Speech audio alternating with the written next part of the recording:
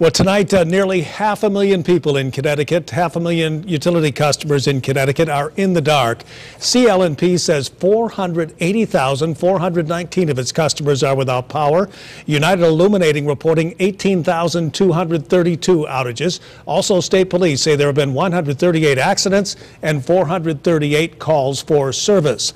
News 8's Bob Wilson joins us live now from the State Emergency Operations Center in Hartford. Bob?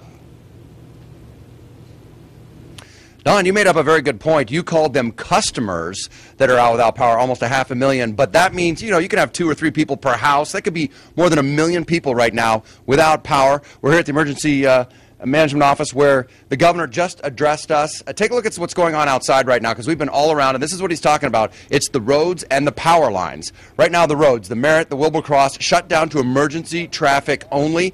They've already had 1 fatality on the road, and a state trooper has been injured. They're non-life-threatening injuries. We're trying to get an update on his condition right now.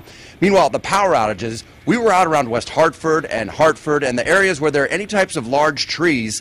The snow is so heavy, it's snapping. I mean, they sound like gunshots going off. About every 50 seconds to a minute, you'd hear another tree branch fall, taking out power lines. We saw arcing power lines, flaming power lines. Power lines catch on fire and drop in front of a police cruiser, and the police cruiser had to get out of the way.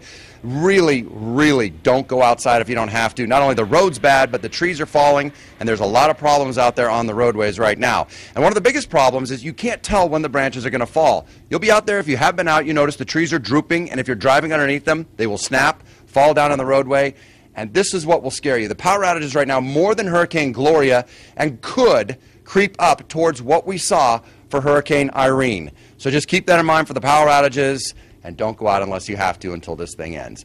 I'm Bob Wilson, reporting live in the Emergency Office, News 8.